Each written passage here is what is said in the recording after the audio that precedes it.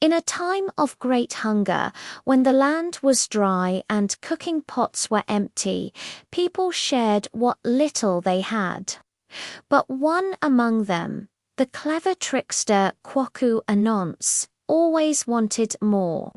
One night, drawn by whispers of a magic pot that could feed a kingdom, Ananse crept deep into the forest. There, a spirit voice offered him a glowing clay pot. "Take this pot," the spirit said. "Say, cook my pot, and it will feed you endlessly. But you must share it, or it will overflow." Ananse, his eyes gleaming with mischief, took the pot and whispered, "Cook my pot, but only for me." Instantly, the air filled with the aroma of steaming yams and rich stew. The next day, while his fellow villagers grew weaker from hunger, Ananse strolled by with a full belly and a smug grin. "Brother Ananse," a villager asked, "how do you stay so strong?" Ananse just laughed and said, "Perhaps I eat wisdom, not yam."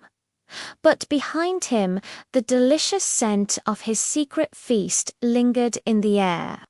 Night after night, he would lock himself in his hut, chanting to the pot, "Cook my pot, cook it, until the world is mine." He grew fatter as his greed grew stronger, while the rest of the village starved.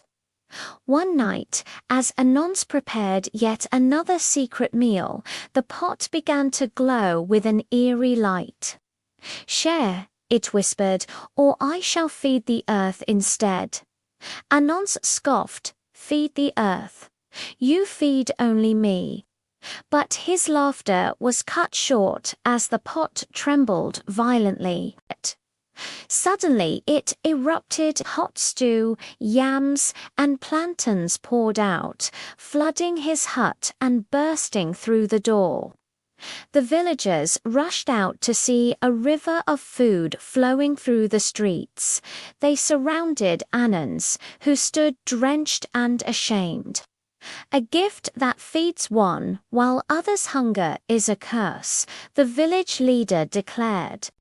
From that day on, the magic pot belonged to everyone, its fire feeding all who were hungry. Ananse, humbled by his own greed, sat apart from the village feast. His son brought him a bowl of food. "Father, aren't you hungry?" he asked. Ananse looked at his son and replied softly, "I am, my son, but tonight I will eat last." That night, the spirit returned to him in a dream. "What did you learn, Ananse?" it asked. Bowing his head, Ananse admitted that greed feeds no one for long. And so, from Ananse's selfishness, the village learned a powerful lesson in generosity. For as the old saying goes, greed fills the belly, but sharing fills the world.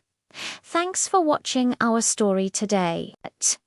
If you enjoyed this tale, don't forget to like, subscribe, and hit that notification bell for more wisdom from around the world. We'll see you in the next video.